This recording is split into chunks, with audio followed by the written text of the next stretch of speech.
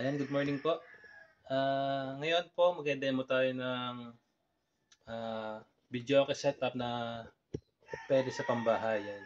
Pwede sa loob ng bahay. So yan ang mga gamit nating mga piyesa. So itong ating speaker na D12 na Broadway. Yan, dalawa yan. At syempre, yan itong ating amplifier na in-unbox nung nakaraan. Itong WSK. Ito, yan. Tsaka itong player na piano. Yan. So, sige, umpisa na natin mag-setup. So, una, iano ko lang tong amplifier sa likod.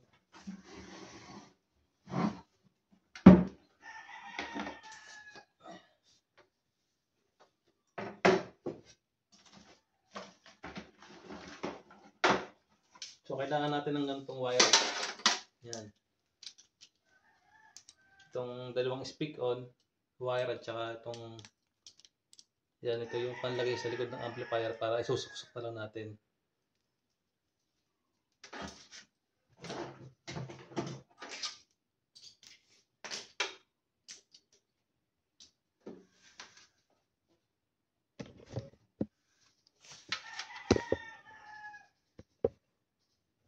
So, yan.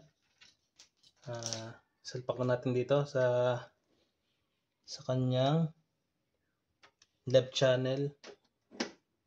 Ito. Yan. So, sa kabila, sa right channel niya. So, yan. Pag nasaksak na natin yan, so, dito natin papadaanin kasi meron kasi yung butas dun sa loob. Yan. Dito natin papadaanin yan. Kita ba?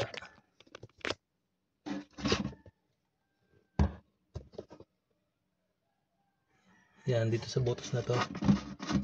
Ayan.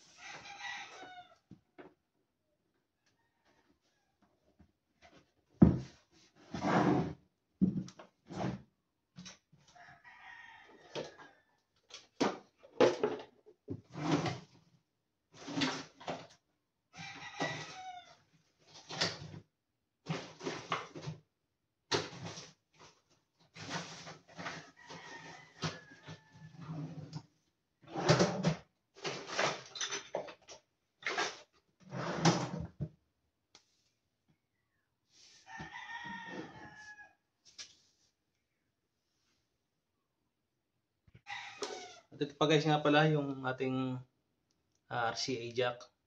So kailangan natin to para papuntang player tsaka ampli tsaka sa TV.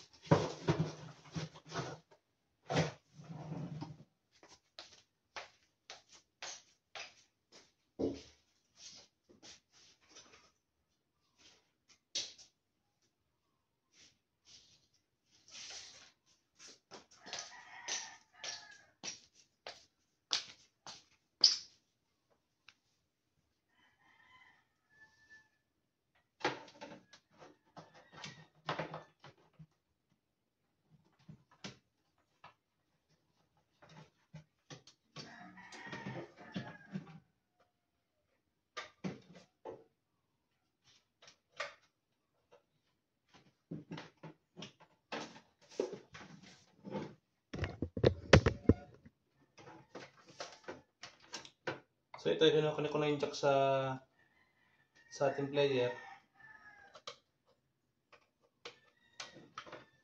para set up natin maganda. Yan.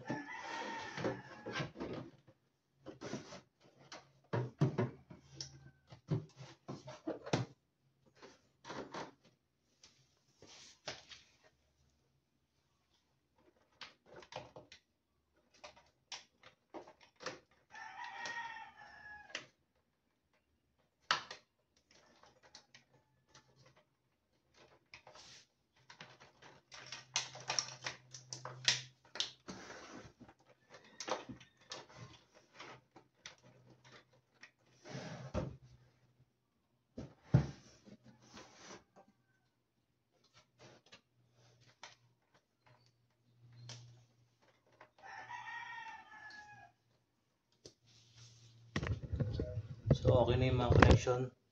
So, ang ikakabitan natin dito yung speaker naman.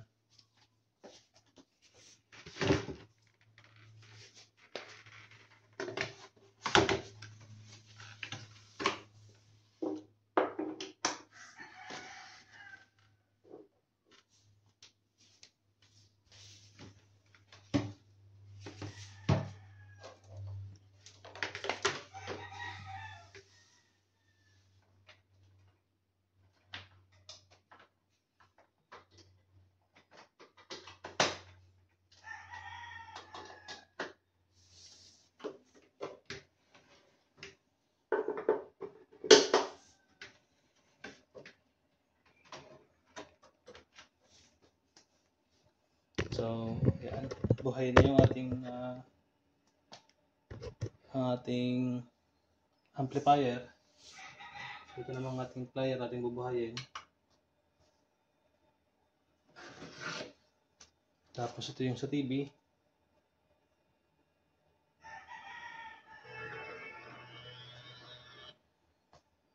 So, yan. Okay na. Yan na yung ating video setup na pambahay. Kung gusto niyo rin yung mag-setup ng ganito, so napakadali lang basta may mga gamit kayo. So ito yung mic natin. So tatry natin kasi yung iba kasing nagbi-video ako dito sa amin,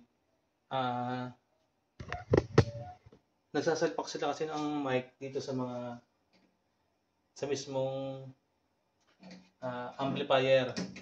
So papakita ko sa inyo ang diferensya ng sa amplifier nakasaksak at saka sa player nakasaksak yung boses.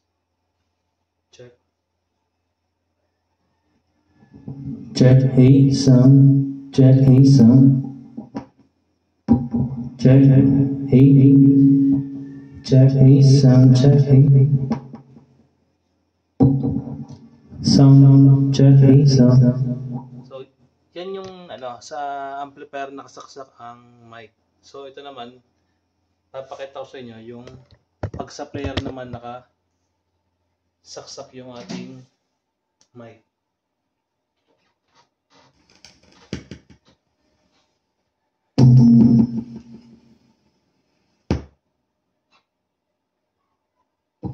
Check, hey sound. Check, hey sound.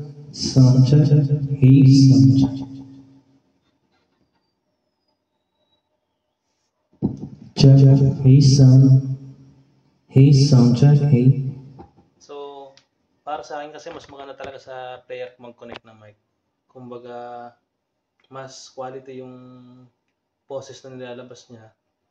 So kalimitan din kasi sa mga singer, yun ang hinahanap nila lalo at ang player na nakakantahan nila ay platinum. So kumbaga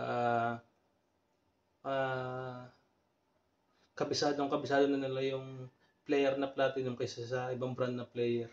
So mas madali kasing kumbaga solohin yung mga number na platinum eh. Madami na kasi ako na-encounter na pag dadala ko ng video ako sa mga kilala, tinatanong agad kung anong player na gagamitin. Pag nalaman nila platinum, ang sagot nila, yun, okay, platinum player. So, yan. Check, hey sound, check, hey sound. Check, hey sound. So hindi na ako makapatunog ng kanta kasi makaka-copyright naman tayo. So dinemo ko lang sa inyo kung paano mag-setup ng yan, video okay setup sa pambahay. At yung diferensya ng mic nila, kung sa player mo ba isasaksak or sa ampli, yung pagkakaiba ng boses nila. Kasi nga para sa akin, mas maganda pag sa player mo isasaksak itong mga mic natin na ginagamit. Saka hindi na rin ako nagamit ng mga mylar kasi yung iba nagamit pa ng mylar sa video okay. Ang mylar kasi nakakapagpahina ng boses yan, tsaka kumbaga bitin ng boses ng nakanta pag nagamit yan ng mylar. So yun yung mga tips na mabibigay ko sa inyo kung gusto nyo buo ng video okay. Ayan, huwag na kayong gagamit ng mylar na nilalagay sa mic para hindi mag-feedback.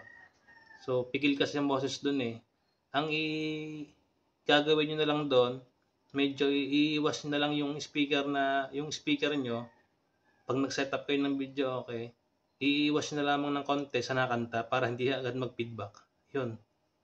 So yun lang at maraming salamat. Thank you po.